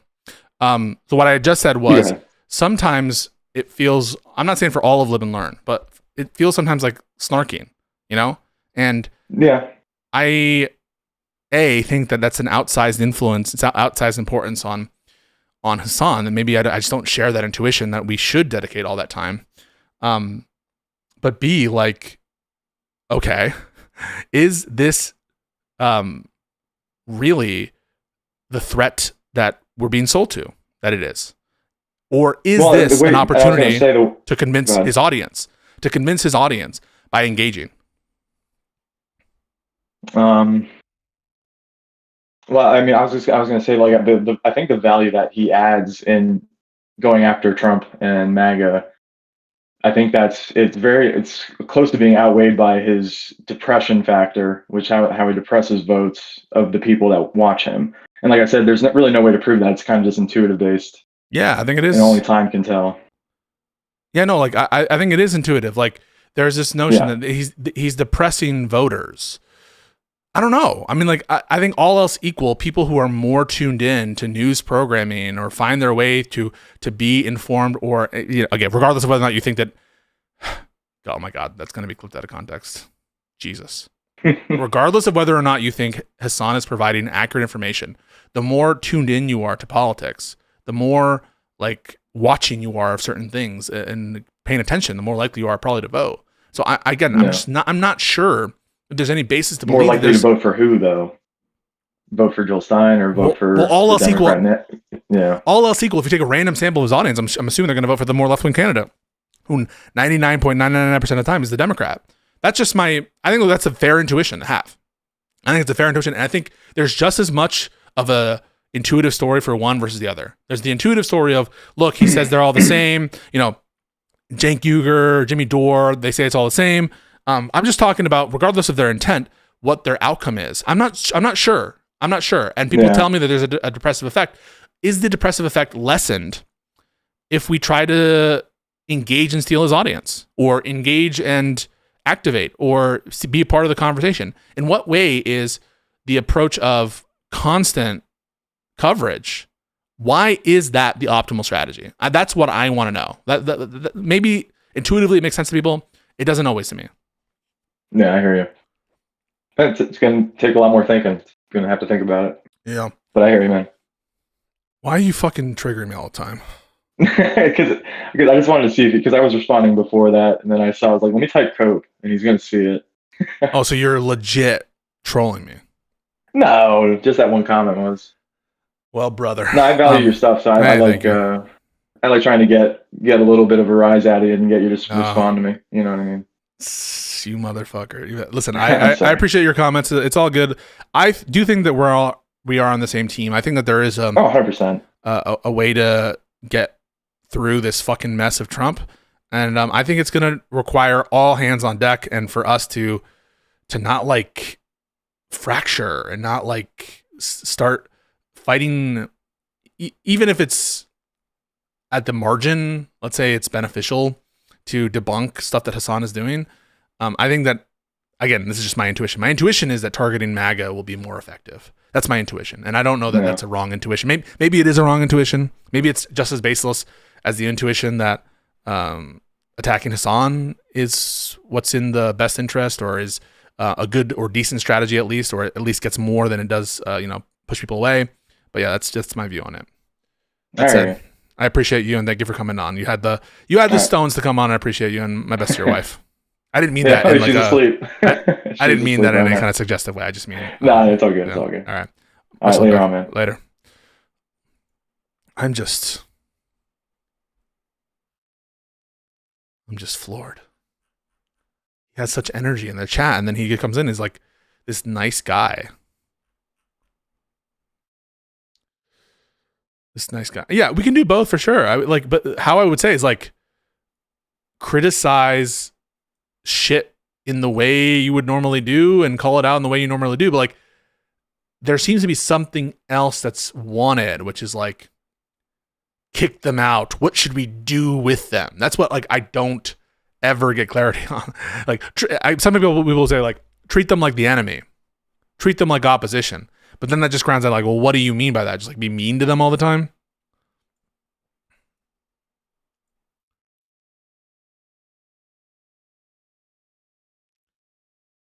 Oh, okay. All right. Any other thoughts, impressions? And just to be clear on Hutch stuff, I more agree with Hutch on fundamental positions than a lot of the tanky shit. Like, I agree with Hutch on electoralism, you might say. I agree with Hutch on his view even of where he was critical of our guests, of Jose.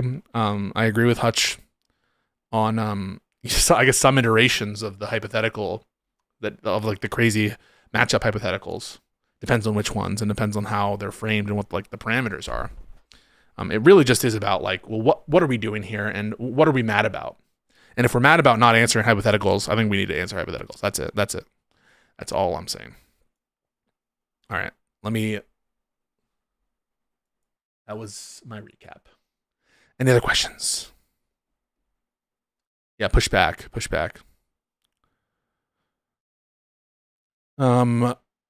Camille loves trains. What do you want to talk about, Camille? Tell me.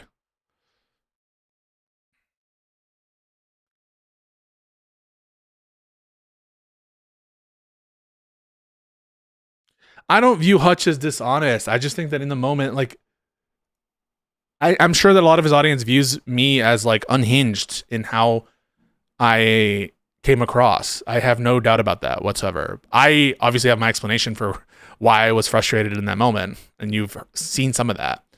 It's not my view that he's like dishonest. It's just like I think that sometimes it's tough to own the position, the strong position we've staked out, and he granted the Stalin hypothetical, and that's a way I think of granting the whole thing. And maybe it just is like a discomfort thing that like Hassan has been so vicious to Hutch. In it's just like at this point it's become like this personal block that he can't give any ground there. And if that's the case, I guess I won't push that anymore. But just know that rationale on transitivity. Okay, did I use the wrong fucking mathematic concept? All right, someone's about to lecture me about transitive property. Okay, did I use the wrong terminology? Nope. Okay, tell me about it. Can you hear me well? Yeah, hit me.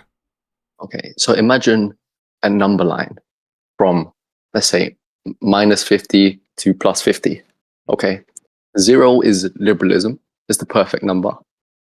And Hassan is -25, Trump is +25, and Epstein is +10. Epstein is the closest to liberalism, right? Okay. So Epstein would be greater than Trump and Hassan, but Hassan and Trump would be equally as bad. Right. So it doesn't entail if Epstein is better than both Trump and Hassan, that Wait. Trump and Epstein. You get what I'm saying? Well, no. I think that on this view, Epstein is closer to perfection than Hassan, and so Epstein is preferable than Hassan. You'd grant that, right? If we're talking about a single criteria of liberalism, then yeah. Well, no, we weren't talking about liberalism. That's your own thing, right? You grant that that's not the terms that Hutch is using.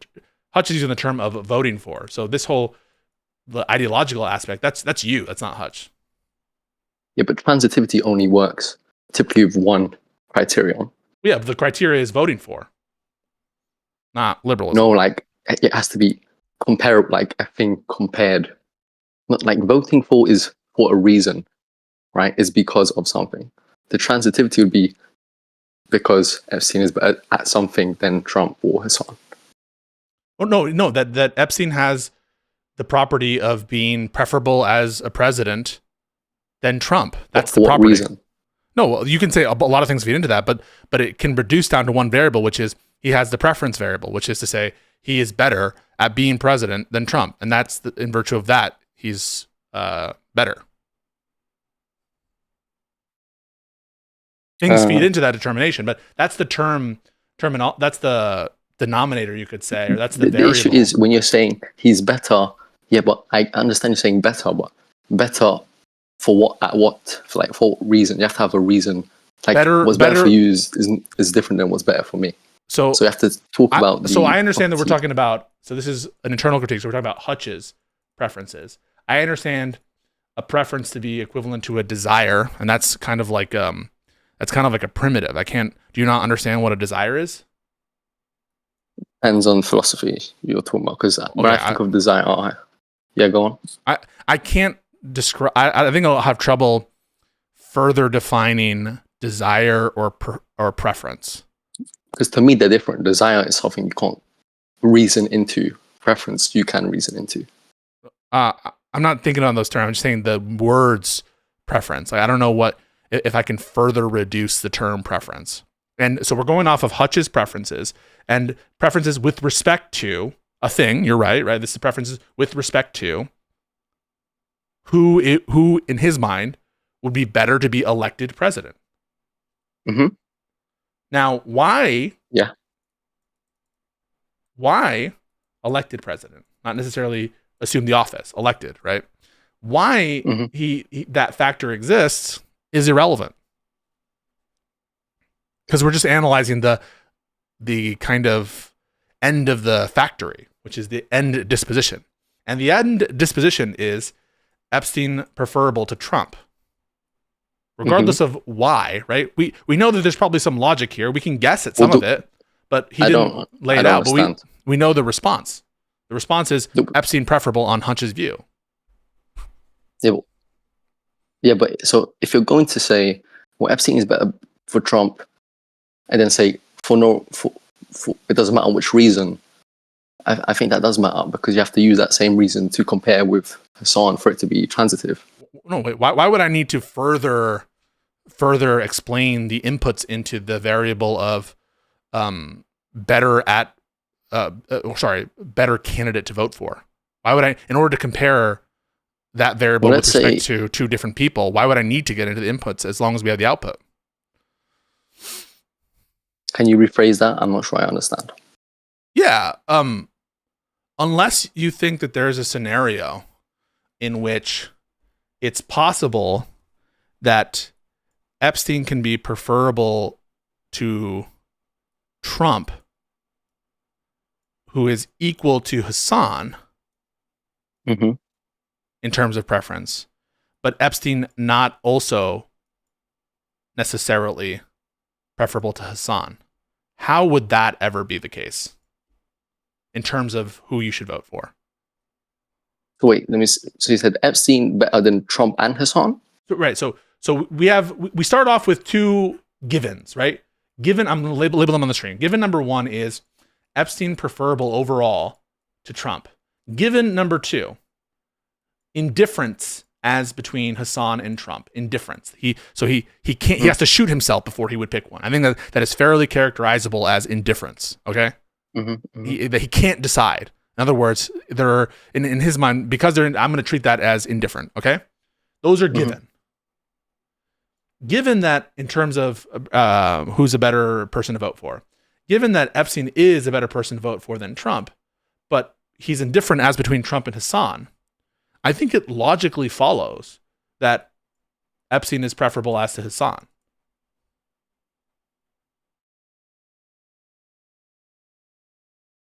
So Epstein is, and you wouldn't need to know why, right? You wouldn't need to know why. Yeah, he's indifferent. Hassan is indifferent to Trump. Oh no, Hutch is indifferent as between Hassan and Trump. Hutch believes, so it's all Hutch's belief, right? So Hutch believes Epstein preferable to Trump. Hutch believes he's indifferent as to Hassan and Trump. Therefore, I think what's entailed is Hutch believes Epstein preferable to Hassan. Is that not what he said? He wouldn't bite that bullet. So that would, okay, so, but where would be the contradiction? Hang on. Like, why can't you have? Well, like, because if you're saying that that all you care about is the outcome, well then he could just account for something that you don't care about. Well, that would be perfectly valid. It's not. We're not talking about my preferences, so you should not refer to my preferences, right? Why would you ever refer to my preferences? We're talking about his preferences, right? So nothing about my preferences matter. This is all about his preferences.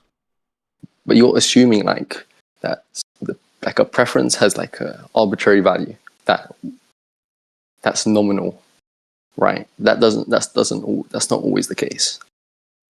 You're saying there could be a sense in which, that notwithstanding the fact that he's indifferent as to between Hassan and Trump, that he would treat them differently when presented with a race between either of them and Epstein. But I just don't understand. Then we're just using the term indifferent in some kind of proprietary way. I understand indifferent to be like they're equal preference, right? You're indifferent between pizza and burger. You, as between them, you like them both the same. You're indifferent between one option and the other. It means, you would flip a coin and your level of, utility, you might say, or however you want to construe the preference, it doesn't change. They're equivalent, in other words. That's why I understand, I don't know if equivalent is the right one, but they're... Well, pizza and burgers can be different calories, different composition. Maybe, there are some pizzas that are much more unhealthy than other burgers, whatever. But in general, if you prefer them the same, it means your evaluation of them is sort of gets to the same value. That's what it means to be indifferent. You would always vote for Biden over Trump, obviously. Yeah. Right. If you did find out, because like Sam Harris once said, like if Biden actually like raped kids, he would still vote for Biden. If Biden did rape kids, would you then vote for Biden over Trump? If he were still, so presuming that I thought that there was no long-term consequence to the Democratic Party in our winning elections, and presuming that he remained a viable candidate, the answer would be yes, and then I would recommend that he be impeached immediately.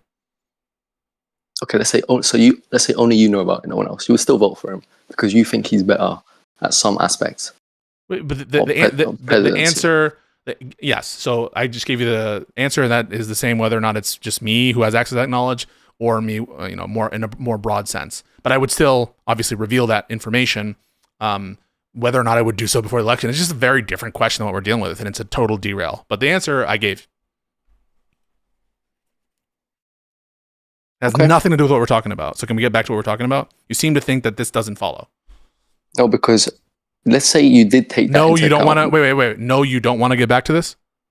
No, I do. I'm just saying, like, because everyone is different, you're going to factor in different parts of their character. Okay, we're just talking about Hutch as relates to the two candidates. As relates to two candidates, they could have different personality traits or whatever.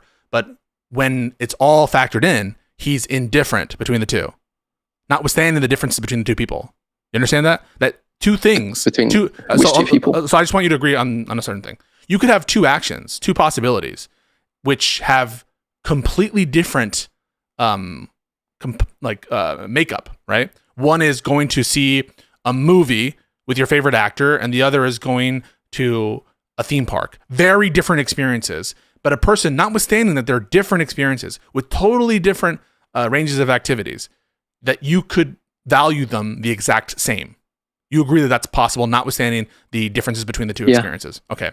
And that's true also of candidates, right? That Hassan and Trump could be very different for very different reasons, but one could still, as Hutch at least seems to be indifferent as between them, correct? Yes or no?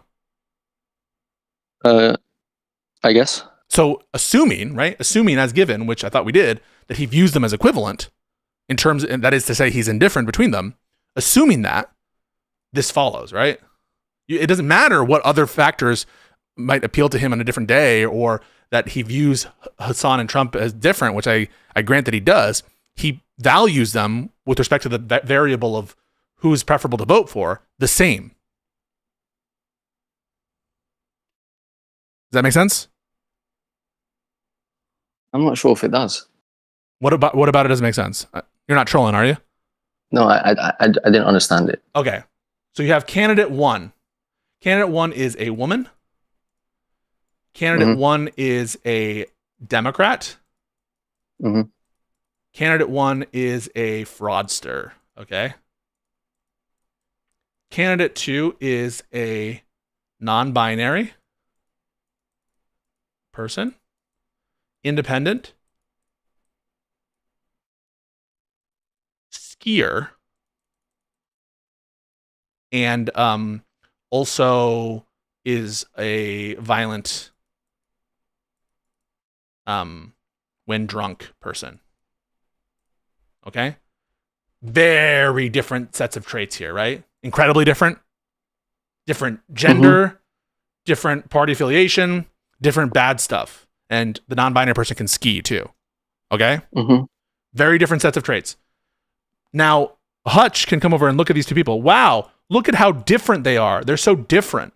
They're so different in these many numerous ways. And say, but they're both like horrible. And so I don't really even care. As between them, I couldn't even decide. I value them the same when it comes to who the president is, if they were to be a candidate for the thing. So I'm going to value them for the variable of presidential election. I'm going to value them the same. Now, they're not the same, and Hutch recognizes they're not the same. He sees all the differences, but with respect to the trait of preference to vote for an election, he values them the same. Does that make sense? Yeah, so like Hassan and Trump, they're plus 20, minus 20. Oh yeah, so he sees Hassan minus 20, whatever, Trump plus 50, whatever you said.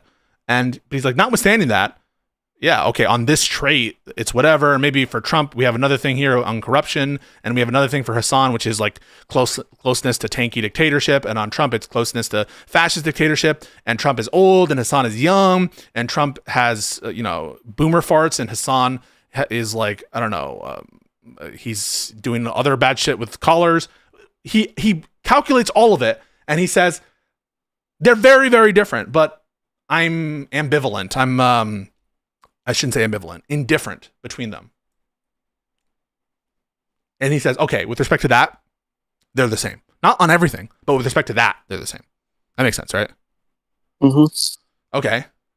So that's what this is capturing. That the variable isn't they're equal on all things. The variable is, with respect to the election, Epstein is preferable to Trump. With respect to the election, Hassan is equivalent or he's indifferent as to Hassan and Trump. Not that they're equal in every respect. And therefore, on that view, the same denominator, which is preference for the election, I think it's logically entailed that Epstein is preferable to Hassan. Does that make sense? I don't know why it's entailed. No, I'm being honest because, again, you have the single criterion which you're picking is involving multiple factors. And so if you're comparing but it's kind of like, ever see Simpsons, like where he has so many diseases they all like balance each other out? All of Hassan bad traits in Hutch's mind balance out with Trump such that he's indifferent. He views them equivalently, regardless of whether or not they are the same. What did he say about Epstein? That he's indifferent to Epstein and Hassan? Okay, you're trolling. Nice meme. No, I'm asking what he said. I told you what he said. What did I tell you? I forgot. Europeans, man. Can't trust them. 45-minute lesson on transitive property.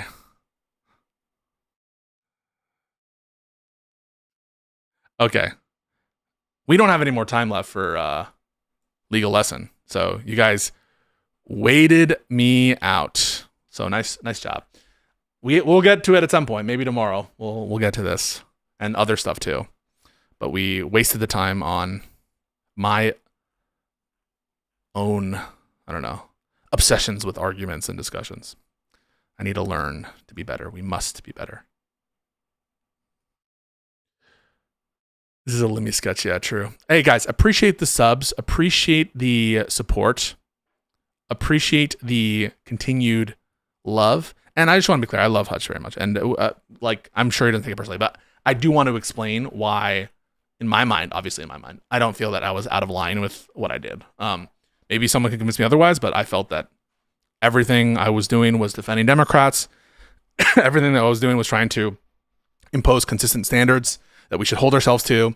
And on AOC specifically, I just think that, we need to defend my queen. What does it say? Who cares? Who the fuck cares about this shit? It's not her wheelhouse. Accept it. People flub lines. People fuck up. I love you all very much. And we'll talk to Hutch tomorrow if he wants to talk. Do I have shit to do tomorrow? Oof. I think I'll stream tomorrow. I think I will. Wednesday we have that with the Texas politician, judge person. So that'll be fun. And yeah. You guys are too good. And we have new ice emotes. Yeah, no vegetables today. Also, cereal for every meal. You rated me the other day, and I appreciate that. So thank you. Y'all should follow her channel. She's blowing up. What else was I gonna say? I was gonna say something. Oh, new emotes, Twitch emotes, ice emotes, just for Twitch. Just for Twitch. We got some new little ice emotes. Just try them out if you like them. It's cereal for every meal. That's shout out.